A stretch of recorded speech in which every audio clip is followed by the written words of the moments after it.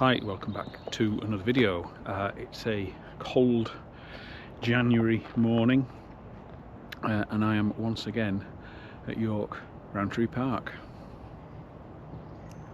I'm here on a work trip with doing some extended and extra shifts, and with the weather being so bad I thought it'd be better to come and stay here rather than wrestling with quite a lengthy commute in the freezing cold and snow and ice that we've been having recently. And this is the quietest I've ever seen it. I'm up here in the top corner, all by myself, though I suspect that will change today. It's Friday and I think the site is full.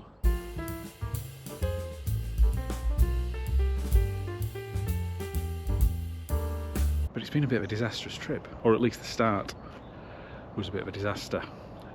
When I arrived, the water point, which is just to the left of the CCTV pole there, was out of action because it was frozen. So instead, these two pitches here were blocked off. So you need to bring the van into these pitches because for some reason the water at the service point there wasn't frozen, so I was able to fill up. That was a Sunday afternoon, and that's where the problem started.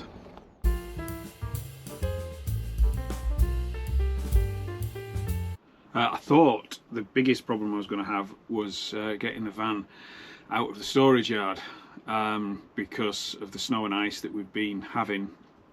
We'd had a great big dumping of snow on, well, great big, we'd had a dumping of snow the previous Sunday at home, which did sort of temporarily block the main roads, but they soon got cleared. But then that froze, and it stayed frozen for the week. It was down to about -8 when I was driving to work the day before I came away. So ice was the problem.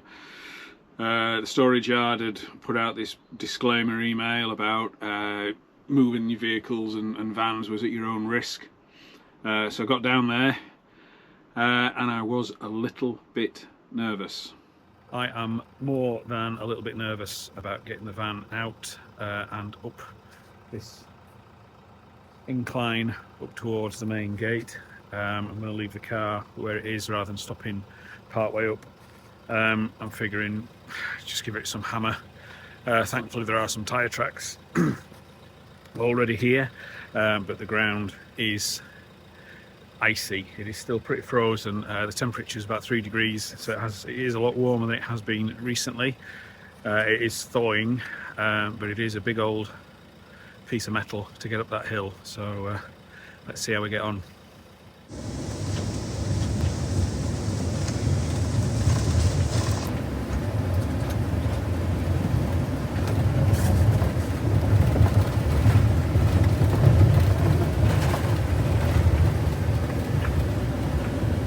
Got the van out, got over to York, got the water from the improvised service point, got all hooked up and everything.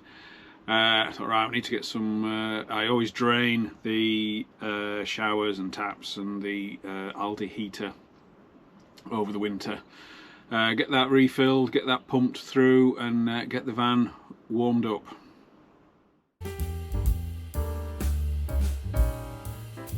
Pump on, no noise, no nothing, no sound of sort of moving water or anything. The van was freezing, even though we'd had a good hour's drive to get over here. The van was cold. The outside temperature was bitterly cold, and there was just no water coming through the taps. So I was starting to get a little bit nervous. I thought, no, don't panic, don't panic. So I headed down towards Clifford's Tower, got the park and ride out to pick up the works car, so that was good to go first thing Monday morning. Got back, still no water.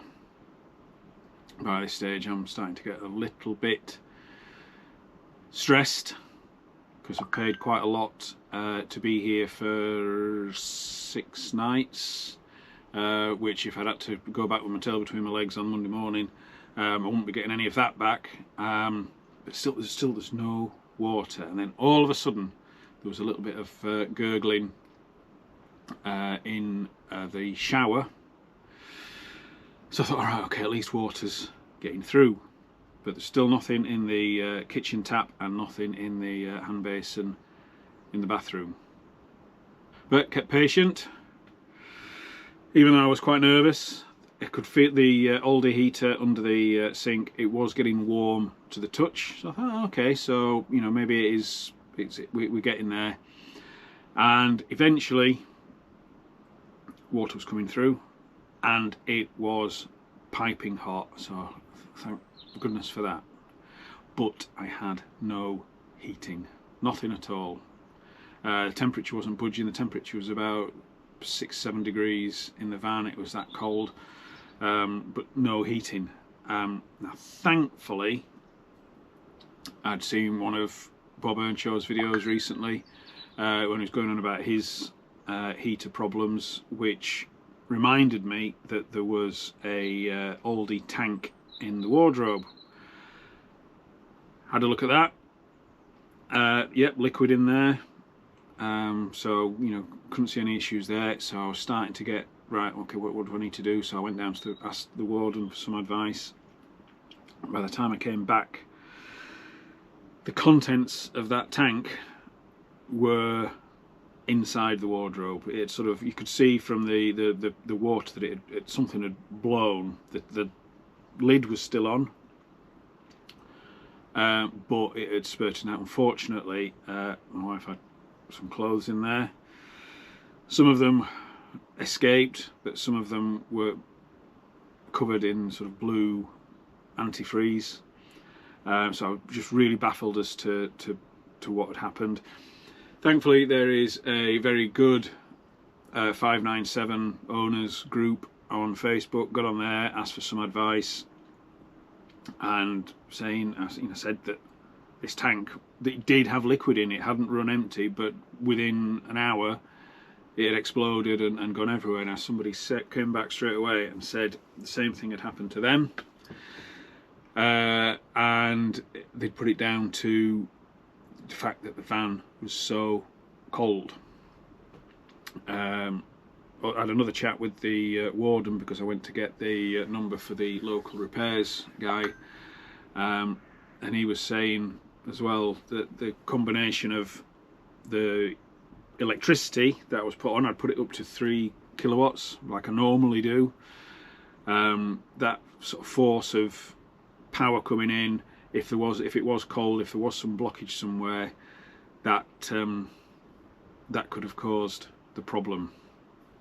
Went to bed, 2 o'clock in the morning. I woke up and I have never been as cold, or certainly not since, you know, camping days many years ago.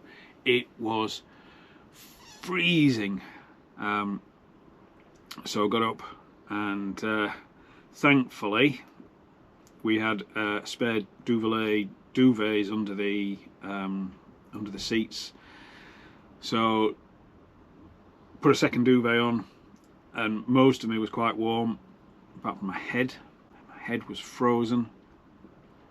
So I haven't slept in a hat for many years, and then it's what to do Monday morning.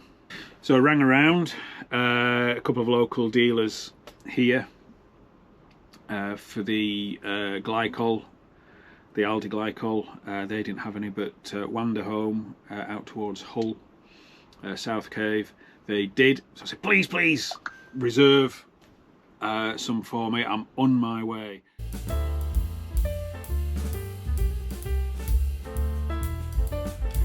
I'll take 2 1-litre bottles, and I thought, oh, at least I've got one spare.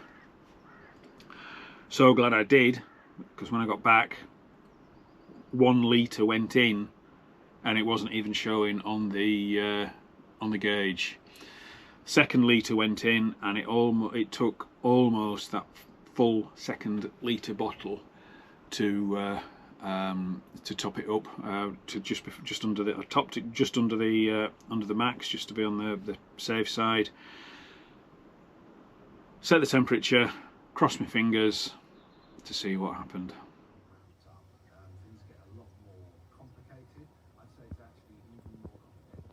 I've said the word thankfully quite a few times already, I think, but thankfully it started to work. The temperature was on the Monday. It was still a cold night, but it was a little bit milder during the day. The van temperature when I got back was 15 degrees internally. So I just crossed my fingers, hoped, and then I could see it going 15, 15 and a half, 16, 16 and a half. It was taking a long time. The liquid, you could see it was sort of not bubbling away, but you could see it was moving, and it took a couple of hours, but we got up to about 21, 22 degrees, and the van has been toasty ever since. Not a problem at all. So a real learning experience in cold weather motorhoming.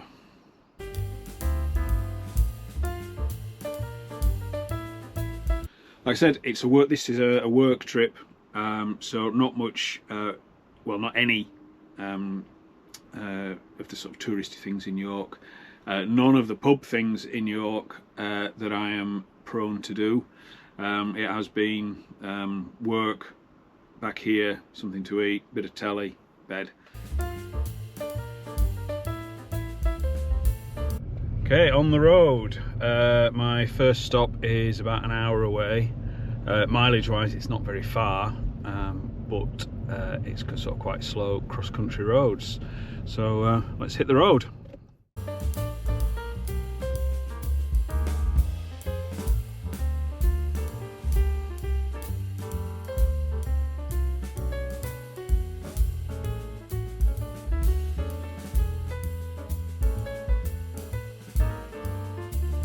That's my visit in Beverley done.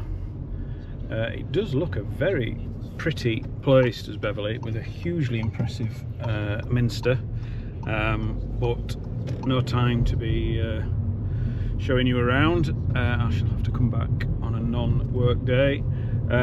So my next port of call is Hull.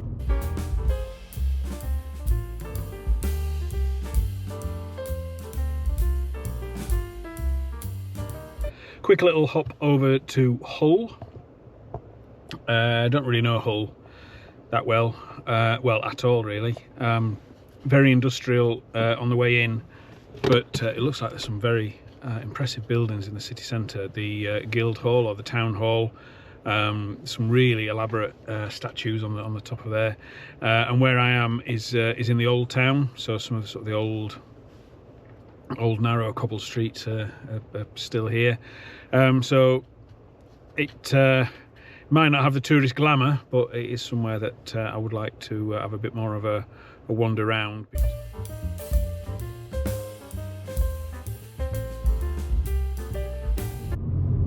I'm going to head back to base, which is the campsite, after picking up some fuel.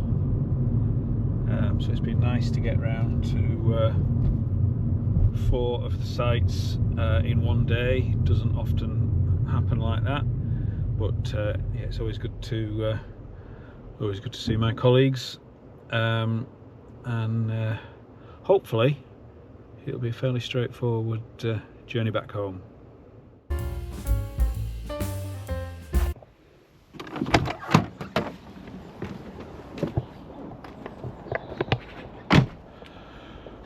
Morning, another day in York. Frosty one last night. That defrosted, and then I'm back on the road. I'm heading over towards Scarborough today. Busy day yesterday. Visits in York, where the river does look very swollen. I noticed I was driving over the bridge on the way in, though, how swollen the river is. I'm guessing that is the effect of slow snow melt further upstream. But yeah, that's That's a lot of water because we've not had any rain, so I'm guessing it's got to be snow melt.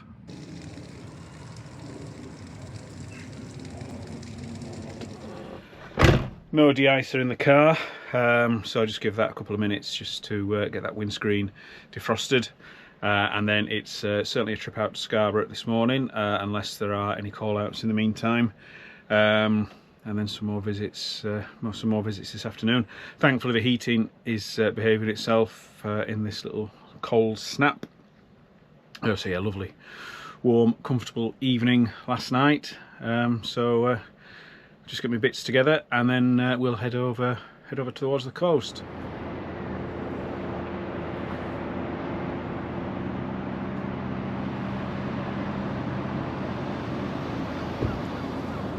Wow, what a view! Definite work perk.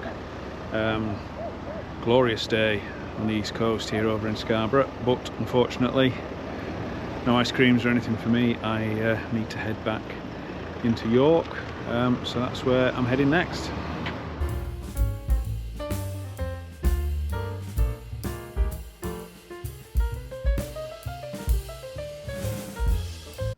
A bit of an unusual video trip this time.